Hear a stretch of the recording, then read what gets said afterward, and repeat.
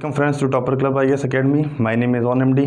जैसा कि दोस्तों हम लोग जो है इसमें अगला कड़ी लेके आए हैं वीडियो की। इससे पहले हम 2 वीडियो लेकर आए हुए थे इसी श्रृंखला में, जिसमें पहले वीडियो में मैंने कवर किया कि भारतीय इतिहास को और विश्व इतिहास को पढ़ने के लिए हमारे पास कहाँ से सिलेबस किस तरीके से कवर करना है। तो पहले वीडियो में हम लोगों ने डिटेल सिलेबस कवर किया। आप लोगों में से जिसने नहीं देखा हो उसे जाके पहले एक बार ज़रूर देख लें, क्योंकि बिना सिलेबस के पढ़ाई आपकी इतनी वाइड हो जाएगी कि ये समझ में नहीं आएगा कि कहाँ सब चीज़ें कवर करनी है। क्योंकि UPSC के बारे में कहा जाता है everything under the sun is your syllabus. तो जो आपको सूरज के नीचे दिखाई दे रहा है, आपकी ज़मीन पर अर्थ से लेकर आपके ऊपर तक जो कुछ है वो आपका सिलेबस, आपके एग्ज़ाम में क्वेश्चन आ सकता है, लेकिन सिलेबस का होना सबसे महत्वपूर्ण चीज़ है, क्योंकि यही आपका टॉर्च बियरर का काम करता है। मार्गदर्शन यही करेगा आपका सिलेबस। तो पहले वीडियो में मैंने आपको कंप्लीट सिलेबस बताया, और दूसरे वीडियो में हम लोगों ने ये देखा कि 18वीं सदी का जो भारत था, यानी आधुनिक भारत की शुरुआत जहाँ से होती है, मिड 18वीं सदी से हम लोग को शुरू करना है। सिलेबस हमारा मेंस का यहीं पर दिया हुआ है, लेकिन हम लोग थोड़ा सा और पीछे जाते हैं। औरंगज़ेब की मृत्यु जब होती है 1707 ईस्वी में, इसके बाद से लेकर हम लोग जो है 1757 प्लासी की युद्ध का जो 50 साल का ये टाइम पीरियड है, इसको अध्ययन कर रहे हैं। क्योंकि आधुनिक की शुरुआत अगर देखी जाए तो वो होती है यूरोपियों के भारत आगमन से, लेकिन भारत में वो क्या परिस्थितियाँ थीं जिस समय मुग़ल साम्राज्य ढह रहा था, और उनके आने वाले जो उत्तराधिकारी थे वो किस तरीके से अक्षम साबित हुए। तो उन परिस्थितियों का लाभ उठाकर भारत में जो स्वतंत्र राज्य उत्पन्न हुए, जिन्होंने मुग़लों का चोला उतार के फेंका और अपने को स्वतंत्र घोषित कर दिया। तो पिछले वीडियो में हम लोग ने ये कवर किया कि किस तरीके से मुग़ल का पतन हुआ, पतन के क्या कारण थे, और कारण के परिणाम में भारतीयों ने भारत में अलग अलग क्षेत्रों में किस तरीके से क्षेत्रीय शक्तियाँ विकसित हुईं, और उन क्षेत्रीय शक्तियों ने अपने आप को स्वतंत्र घोषित कर दिया कि मुग़लों से उनका कोई अब लेन देन नहीं रह गया है। उन्होंने अपने आप को स्वतंत्र राज्य के रूप में विकसित किया। तो हम लोग ने पीछे ये पढ़ा था कि मुग़लों के पतन के पश्चात भारत का जो राजनीतिक स्वरूप था, वहाँ पर 3 प्रकार के राज्यों का उदय होता है। पहले में हम लोग ने देखा कि उत्तराधिकारी राज्य, जिसमें आपका अवध, बंगाल और हैदराबाद रहता है। दूसरे में हमने देखा कि विरोधी या विद्रोही राज्य, वो राज्य जिन्होंने मुग़लों के साथ हमेशा जिनका युद्ध चलता रहा, इन्होंने मुग़लों की सत्ता को स्वीकार नहीं किया। मुग़ल औरंगज़ेब के काल से ही ये लगातार मुग़लों से युद्ध करते रहे। तीसरे प्रकार के राज्य में हमने देखा कि स्वायत्त राज्य, वो स्टेट जहाँ तक मुग़लों की पहुँच नहीं थी, यानी वो फ्री राज्य, स्वतंत्र राज्य थे, जिन्होंने मुग़ल की पहुँच से दूरी बना के रखी। उनका मुग़ल पे कंट्रोल या नियंत्रण नहीं स्थापित हो पाया। तो हम लोग ने इस 3 प्रकार के राज्य को पिछले लेक्चर में समझा था। उसके आगे अब उसी क्रम को आगे बढ़ाते हुए हम लोग ये देखेंगे कि जो उत्तराधिकारी राज्य थे, जिसमें बंगाल है, अवध है और हैदराबाद है, इन राज्यों में हम लोगों को आगे अब एक एक राज्य को क्रमवार डिटेल में हमें पढ़ना है कि बंगाल राज्य की स्थापना कब हुई, उसके बाद किस तरीके से मुर्शीद कुली खां से होते हुए सिराजुद्दौला तक और प्लासी की युद्ध तक हम लोग यहाँ पर देखेंगे। इसी क्रम में फिर आगे हम लोग अवध को देखेंगे, हैदराबाद को, और फिर विरोधी राज्य में आएंगे। तो ये हमारे पढ़ाने का क्रम रहेगा, जिससे आपको एक सुविधा मिलेगी, और साथ ही साथ हिस्ट्री को आप कनेक्ट करके चीज़ों को देख सकते हैं। क्योंकि हिस्ट्री को अगर मैं आइसोलेट करके पढ़ाऊँ या वाटर टाइट कंपार्टमेंट में नहीं पढ़ा जा सकता, चीज़ें आपको रटनी पड़ेगी, और रोट लर्निंग से आप कनेक्शन नहीं बना पाएंगे। और ख़ास तौर से UPPCS में आपको या UPSC में आपको बिटवीन द लिंक समझना है कि यहाँ से चीज़ें अगर कहीं और हो रही हैं तो इनका असर क्या है, या आपको उसका परिणाम देखना है। तो वो तभी होगा जब आप चीज़ों को ओवरऑल व्यू में देखेंगे, और उसे समझने के लिए आप जो है चीज़ों को इंटरलिंक करने की कोशिश करेंगे। तो शुरू करते हैं हम लोग। अब जो है मुग़लों के पतन के बाद जो अलग अलग राज्य थे, उसमें पहला राज्य बंगाल देखते हैं कि बंगाल का किस तरीके से भारत में बंगाल को स्वतंत्रता मिली, उसने किस तरीके से अपने आप को स्वतंत्र राज्य घोषित किया, और बाद में अंग्रेज़ों ने उस पर कब्जा किया। तो अब हम लोग पहला राज्य इसमें बंगाल देखेंगे। बंगाल के बाद फिर हम आएंगे हैदराबाद पर। बंगाल,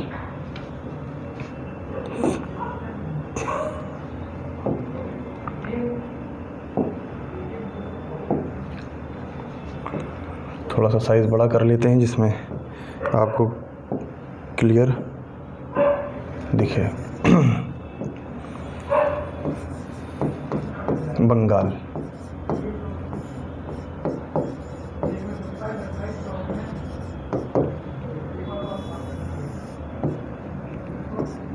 मुग़लों के समय में भी बंगाल राज्य था और जहाँ पर मुग़ल डायरेक्टली अपना सूबेदार जो है हर एक राज्य में नियुक्त करते थे, बंगाल हो या हैदराबाद या अवध हो। तो उसी तरीके से औरंगज़ेब ने अपने काल में 1700 ईस्वी में मुर्शीद कुली खां को बंगाल का नया दीवान नियुक्त किया। और उस समय बंगाल का जो गवर्नर या सूबेदार हुआ करता था उसका नाम था अजीमुशान। लेकिन अजीमुशान जो है कुलीन परिवार से था, अधिकतर समय उसका जो है दिल्ली के राज दरबारों में ही बीतता था, वो बंगाल में कम आता जाता था या उसका वहाँ बंगाल की जनता या वहाँ की रूट लेवल पे क्या हकीकत है कम वास्ता था। तो सन 1700 ईस्वी में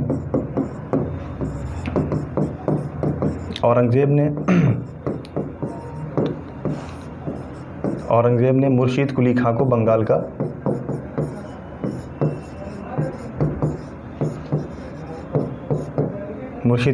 बंगाल का दीवान बनाया।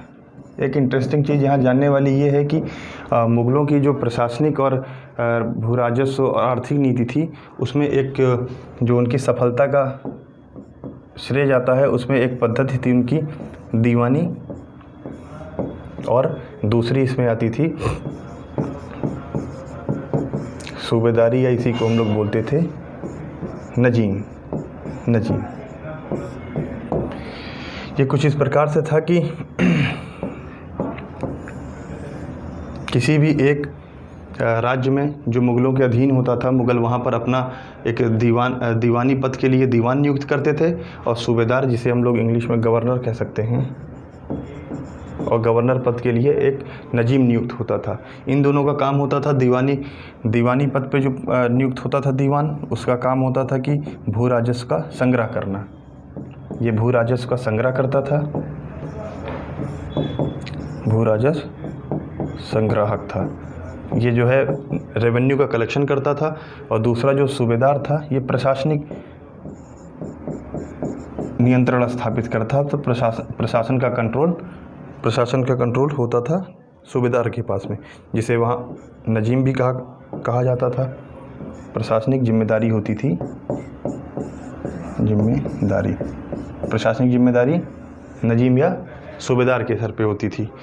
तो ये दोनों एक ही राज्य में होते थे और इन दोनों के जो काम होते थे वो एक दूसरे को चेक एंड बैलेंस कंट्रोल करके चलते थे, एक दूसरे पर नियंत्रण स्थापित करके चलते थे। दीवान का काम होता था पैसों का कलेक्शन करना, भू राजस्व को कलेक्शन करके उसे मुग़ल सम्राट के दरबार दिल्ली में पहुंचाना।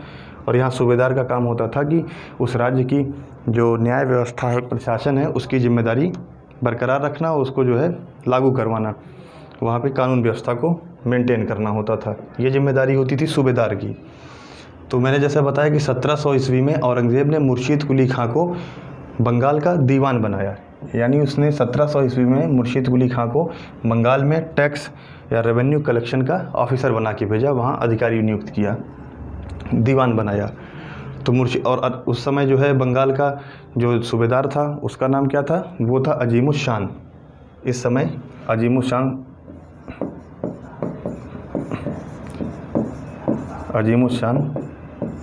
बंगाल का सूबेदार था, जिस समय मुर्शीद कुली खां को नियुक्त किया गया बंगाल का दीवान। अब अजीमुशान का अधिकतर समय दिल्ली के सम्राट के दरबार में बीतता था, यानी मुग़ल सम्राट के दरबार में अधिकतर समय बीतता था। कुलीन वर्ग से होने के कारण ये वहीं पर अधिक समय अपना व्यतीत करता था। तो सारी जिम्मेदारी जो थी वो मुर्शीद कुली खां की थी और ये काफ़ी तेज तर्राक प्रशासनिक मामलों में दक्ष व्यक्ति था।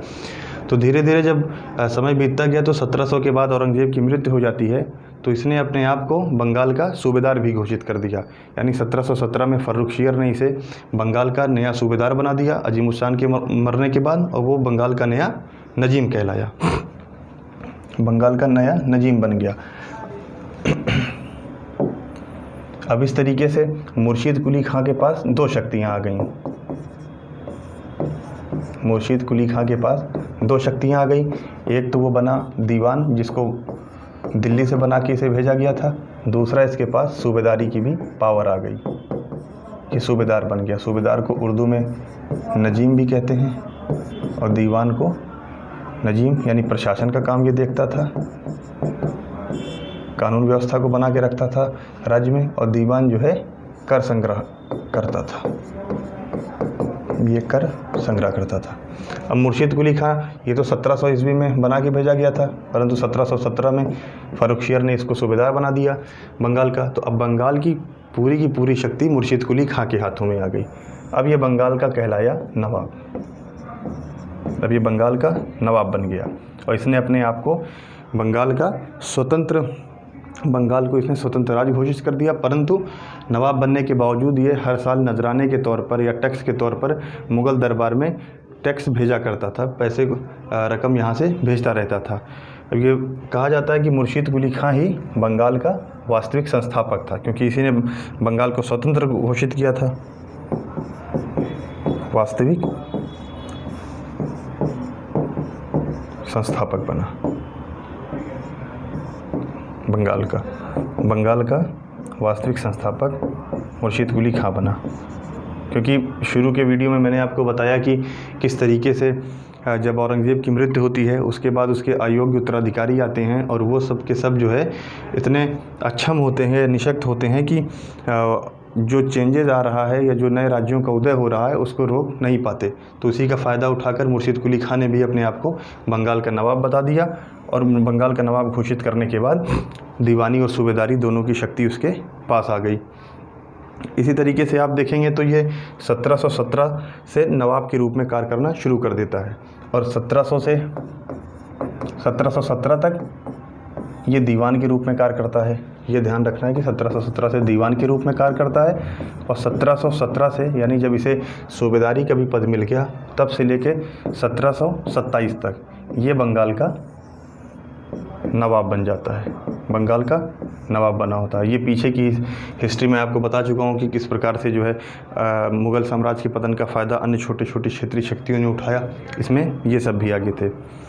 अब हम इसमें देखते हैं कि मुर्शीद कुली खां का तकरीबन 20 वर्ष का शासन नवाब के तौर पे बंगाल में रहता है और बंगाल की आप जो है महत्व को इस तरीके से समझ सकते हैं कि बंगाल से जो व्यापार यूरोपीय कंट्री में होता था, यूरोपीय देशों में होता था, तो एशिया से जितना भी एक्सपोर्ट किया जाता था यूरोप में उसका 50% हिस्सा अकेले ही बंगाल कवर करता था। और बंगाल से मुख्यतः व्यापार के तौर पर रेशम जाता था, जूट यहाँ से जाता था और चीनी, तेल, ये सारे सामान जो है बंगाल से सप्लाई किए जाते थे यूरोपीय देशों को। तो जितना माल पूरे एशिया से जाता था यूरोप में उसका 50% हिस्सा अकेले बंगाल से कवर होता था। बंगाल की लैंड काफ़ी फर्टाइल थी, उपजाऊ ज़मीन थी और जब मुर्शीद कुली खां बंगाल का वास्तविक नवाब बन गया, इसके पास सारी शक्तियाँ आ गई, तो इसने उस चीज़ों को भापा और वित्तीय व्यवस्था और प्रशासनिक व्यवस्था में सुधार लाने के लिए इसने बंगाल में कई कदम उठाए। अब इसने देखा जाए कि बंगाल में भू राजस्व को बढ़ाने के लिए और अपने प्रशासन को ठीक तरीके से चलाने के लिए जिससे अधिक से अधिक उसको प्रॉफिट हो, इसने कई सारे कदम उठाए नवाब के पद पे रहते हुए। तो हम यहाँ पे देखते हैं कि मुर्शीद कुली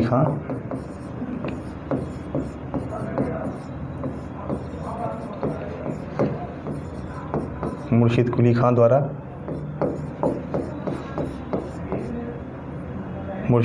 द्वारा किए गए सुधार।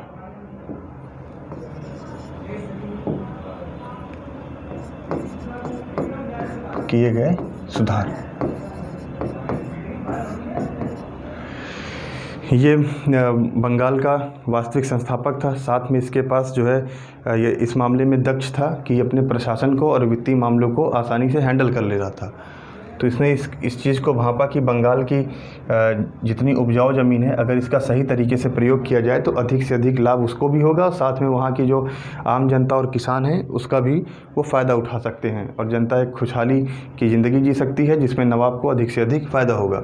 तो इसके ध्यान में रखते हुए इसने बंगाल में कई भूमि सुधार कानून लाए। साथ ही साथ इसने बंगाल में कुछ ज़मीन को भी खालसा ज़मीन जागीर ज़मीन से खालसा ज़मीन में कन्वर्ट किया। 1 बाय 1 हम उसको देखते हैं।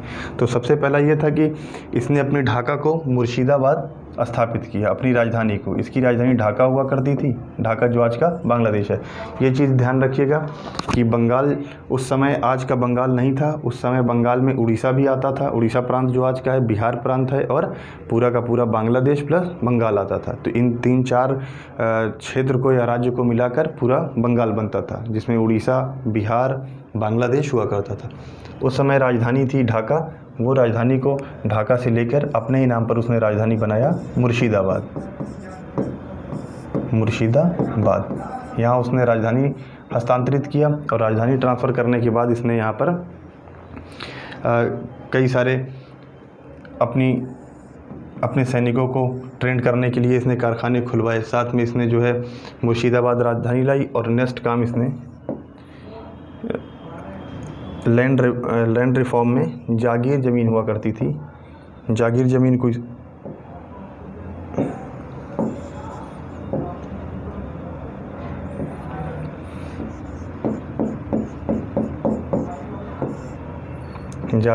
को या जागीर भूमि को इसने खालसा भूमि में परिवर्तित कर दिया। खालसा भूमि में परिवर्तित कर दिया। यहाँ हम लोग समझ लेते हैं कि खालसा और जागीर और खालसा भूमि में क्या अंतर है। जागीर ज़मीन का अर्थ होता है कि वो ज़मीन जो नवाब या प्रशासन या केंद्र में जिसकी सत्ता है वो अपने किसी साथी या अपने किसी सैन्य अधिकारी को किसी काम के बदले में देता है। यानी वो ज़मीन किसी व्यक्तिगत व्यक्ति की ज़मीन होती है, वो व्यक्ति का उस पर पूरा अधिकार होता है। और खालसा ज़मीन क्या होती है, वो ज़मीन जो सरकार के डायरेक्टली प्रत्यक्ष नियंत्रण में होती है। यानी सरकार का इस पर कंट्रोल होता है या उस पर जो नवाब है या वहाँ का प्रशासक है उस ज़मीन का वो मालिक होता है। तो उस समय बंगाल में छोटी छोटी ज़मीनें टुकड़ियों में विभक्त थीं और उन सारे टुकड़ियों से ज़मीनों से भू राजस्व कलेक्ट करना एक जो है चैलेंजिंग काम हुआ करता था, क्योंकि उन छोटे छोटे जागीरों से जाकर भू राजस्व लेना कई सारे व्यक्तियों का खर्च था और कई सारे लोगों को लगाना पड़ता। इसमें एक महंगी व्यवस्था पूरी बन जाती। तो उसने उन छोटे छोटे जागीर ज़मीनों को खालसा ज़मीन में परिवर्तित कर दिया। यानी जो ज़मीन किसी व्यक्ति की पर्सनल तौर पर इस्तेमाल होती थी तो उसने उस ज़मीन को खालसा यानी अपने अधीन कर लिया अपने अधीन कर लिया। अब उस ज़मीन का जो मालिक होता था वो सीधे के सीधे नवाब हुआ करता था खालसा ज़मीन का। तो इसने एक बड़े भूभाग को जागीर भूमि को खालसा भूमि में परिवर्तित कर लिया। नेक्स्ट काम इसने भूमि सुधार में भी यही किया कि इसको जो छोटी छोटी जागीरदारी थी, जो छोटी छोटी जागीर थी, उन्हें समाप्त कर दिया। छोटी जागीर को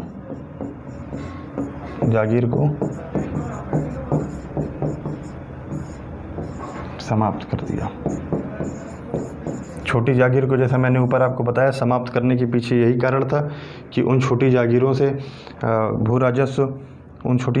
भू राजस्व वसूलना एक टफ काम था और जितना उन्हें फ़ायदा होता था उससे अधिक कहीं उन्हें खर्च करना पड़ता था, वो भी समय पर उन्हें भू राजस्व प्राप्त नहीं हो पाता था। इसलिए उसने छोटी जागीर को समाप्त करके एक बड़े भूभाग में परिवर्तित किया, बड़ी जागीर बना दिया। अब उस बड़ी जागीर को किसी एक व्यक्ति के जिम्मे कर उससे एक बारगी में पूरा का पूरा भू राजस्व वसूला जाता था। तो ये छोटी जागीर से वसूलने में काफ़ी समस्या थी। उसके निजात पाने के लिए इसने बड़ी जागीर ने परिवर्तित कर दिया।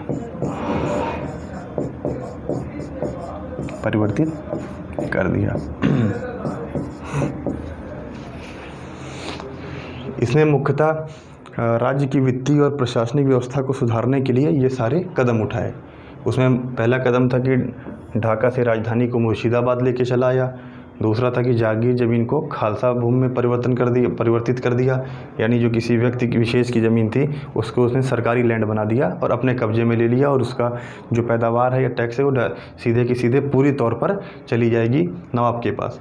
और छोटी छोटी जागीरें जिससे उन्हें जो है संग्रह करना कठिन कार्य लगता था, उसने बड़ी जागीर में परिवर्तित कर दिया और बड़ी जागीर को किसी एक का वारिस बना दिया और उसी से डायरेक्टली इन लोगों ने टैक्स वसूलना शुरू कर दिया। इसी क्रम में आप देखेंगे तो इसने एक और व्यवस्था शुरू की, तकाबी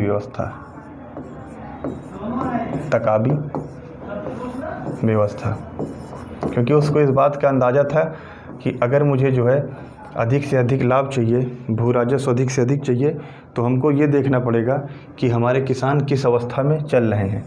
क्योंकि किसान का शोषण करने के बाद बहुत अधिक उसको भू राजस्व प्राप्त होने वाला नहीं था। तो उसने बेसिक लेवल पे वर्क किया और तकाबी व्यवस्था की शुरुआत की, जिसमें जो छोटे या गरीब किसान हुआ करते थे उन्हें जो है अग्रिम राशि के तौर पर एक उधार दिया जाता था और उस उधार से वो जो है बीज या खेती बुआई ये सब काम करते थे। और जब फसल पैदा होती थी, पैदावार होने के बाद फसल बिकती थी, तो उस फसल को बेचने के बाद उधार लिया गया हुआ नवाब से पैसा इसको वापस कर दिया जाता था और बाकी का अंश जो है किसान अपने पास रखता था। तो तकावी व्यवस्था के पीछे उसकी दूरंदेशी नज़र आती है कि उसका मेन मकसद ये था कि अगर मैं तकावी व्यवस्था शुरू करता हूँ तो उसका असर किसानों को जाएगा, क्योंकि अल्टीमेटली इसको मिलने वाला है किसानों से ही भू राजस्व, और जब तक किसान खुशहाल नहीं होंगे भू राजस्व इसको नहीं प्राप्त होगा, चाहे वो उसका खून चूसने को तैयार हो जाएगा। तो इसने तकावी व्यवस्था में अग्रिम राशि यानी कि एडवांस रूप में इसने पैसा दिया कि इससे आप अपनी कृषि करिए, कृषि करने के बाद फसल बेचिए, उससे जो मेरा लिया हुआ पैसा होगा वो वापस करके बाकी का पैसा आपका होगा। तो ये सारे बड़े बड़े कदम उठाए गए थे मुर्शिद कुली खां के द्वारा। ये मैंने आपको बताया शुरू में 1717 से लेकर 1727 तक मुर्शिद कुली खां का शासन था। इसके बाद इसकी मृत्यु हो जाती है। 1727 तक ये मुर्शिद कुली खां बंगाल का नवाब रहता है। इसकी मृत्यु के बाद इसका दामाद शुजाउद्दीन गद्दी पर बैठता है और शुजाउद्दीन बंगाल का अगला नवाब होता है। शुजाउद्दीन, यहाँ पर आप शुजाउद्दौला से कंफ्यूज ना होंगे। शुजाउद्दीन, शुजाउद्दौला अवध का नवाब था जिसने पानीपत में अहमद शाह अब्दाली का साथ दिया था। अब अगला जो बंगाल का नवाब बनेगा मुर्शिद कुली खां के बाद वो शुजाउद्दौला बनेगा 1727 से लेके 1739 ईस्वी तक, 1727 से 1739 तक रहेगा। शुजाउद्दौला का टाइम पीरियड तकरीबन 12 सालों का रहता है। तो इसमें कोई ऐसा बड़ा काम नहीं हुआ। जो काम मुर्शिद कुली खां करके गया था उसी पर ये आगे चलता रहता है। इसके बाद जो बंगाल का अगला नवाब आता है 1739 से 1739 में इसकी मृत्यु हो जाती है शुजाउद्दीन की। इसके बाद 1739 से 41 वर्ष के लिए सरफराज खां बंगाल का नवाब बनता है 1 वर्षों के लिए। अब सरफराज खां का टाइम पीरियड 1 वर्ष का रहता है क्योंकि उस समय बंगाल में ये उड़ीसा का दीवान रहता है, उड़ीसा का सूबेदार रहता है। और उस समय जो है अलीवर्दी खां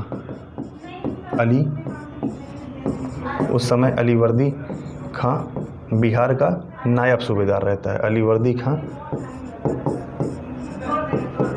बिहार का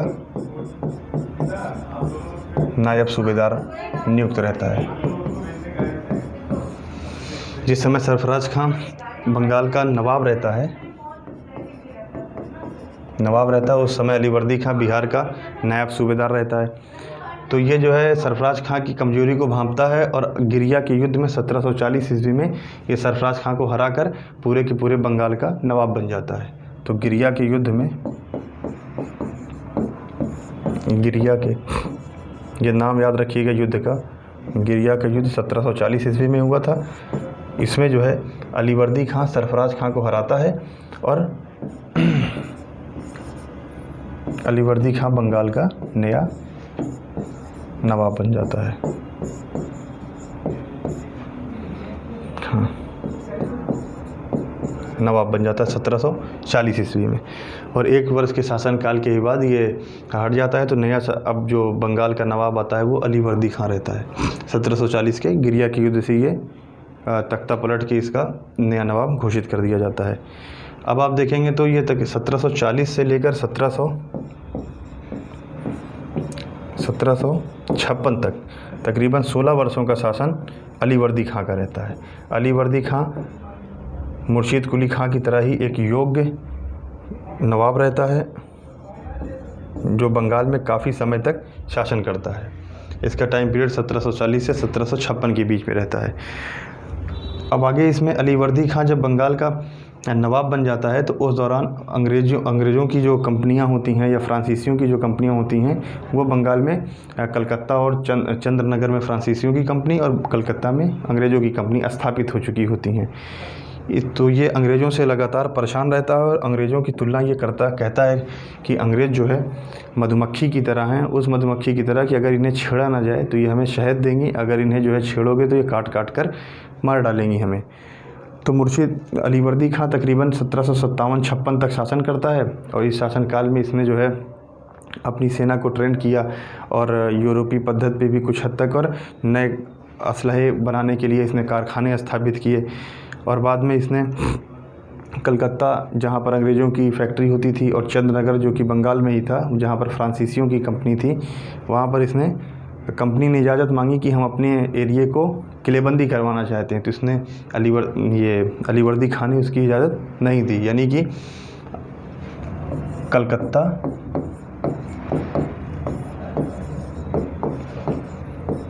कलकत्ता में अंग्रेज़ों की कंपनी थी, अंग्रेज़ी कंपनी, और चंद्रनगर में, ये हम लोग आगे डिटेल में पढ़ेंगे, चंद्रनगर में फ्रांसीसी कंपनी थी, फ्रांसीसी कंपनी। तो इन लोगों ने अलीवर्दी खां से अपनी कंपनी की किलेबंदी करने की आज्ञा मांगी, परंतु उसने इसकी आज्ञा नहीं दिया। 1756 ईस्वी में जब ये अपनी अंतिम अवस्था में था, तो इसको अपना नया उत्तराधिकारी घोषित करना था, परंतु इसके साथ समस्या ये थी कि इसके जो है कोई पुत्र नहीं था। इसके 3 बेटियां थीं, और उन 3 बेटियों में इसके जो नाती हुए, इन्हीं में से इसने एक को उत्तराधिकारी घोषित किया। तो जब नया जो नवाब बंगाल का होने वाला था, वो था सिराजुद्दौला, जो कि अलीवर्दी खां का नाती था, क्योंकि अलीवर्दी खां के कोई पुत्र थे नहीं, सब पुत्रियाँ थीं। तो अब अलीवर्दी खां ने जब सिराजुद्दौला को अपना नया वारिस घोषित कर दिया, यानी बंगाल का नया उत्तराधिकारी बना दिया गया, नया नवाब हो गया, तो अब अलीवर्दी खां की जो दूसरी बेटियां थीं, यानी सिराजुद्दौला की जो मौसी थी, वो इस बात का उन्होंने विरोध किया कि गद्दी पर सिराजुद्दौला के अलावा हम लोगों का भी हक होना चाहिए। तो अब आगे हम लोग इसमें देखते हैं कि जब सिराजुद्दौला 1756 से 1757, 1 वर्ष से कम ही शासन रहता है सिराजुद्दौला का।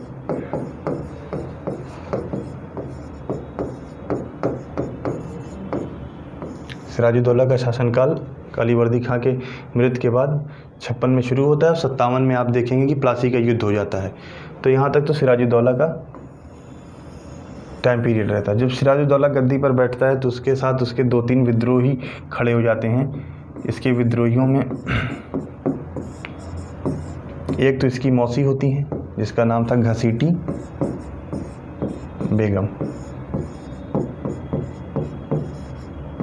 मौसी थी सिराजुद्दौला की। उनका यह कहना था कि गद्दी पर सिराजुद्दौला का हक नहीं है। दूसरा इसका भाई था, यानी मौसी का बेटा था शौकत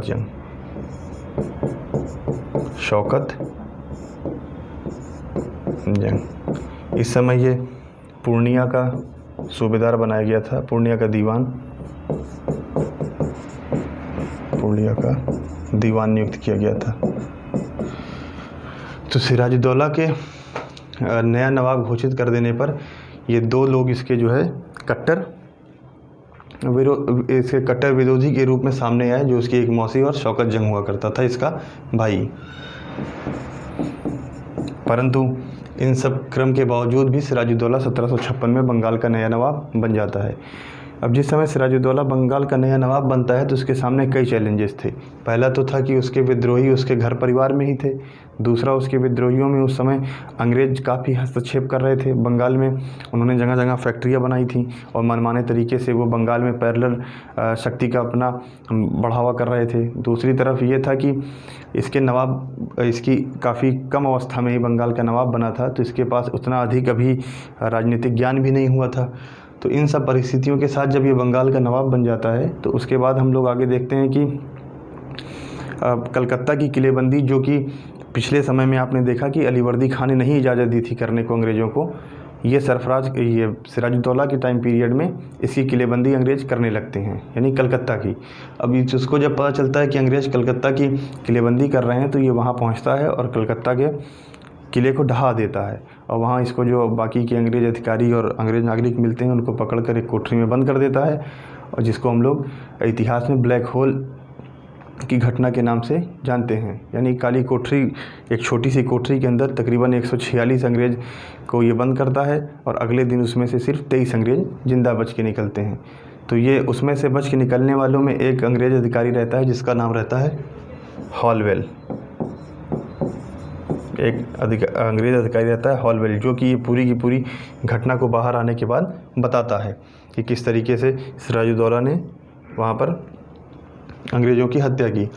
अब इसी शुरुआत से सिराजुद्दौला के उग्र हो जाने पर अब आगे हम लोग देखेंगे कि प्लासी का युद्ध इसी की पृष्ठभूमि बनती है। तो प्लासी के युद्ध में हम लोग आगे प्लासी के युद्ध, उसके बाद बक्सर के युद्ध देखेंगे। तो बैकग्राउंड यही रहेगा कि सिराजुद्दौला के समय क्या क्या दिक्कतें थीं, ये हम लोग नेक्स्ट लेक्चर में देखेंगे कि सिराजुद्दौला के समय क्या दिक्कत थी, जो अंग्रेज़ जो है लगातार उससे जो है अंग्रेज़ों से वो तंग आ चुका था।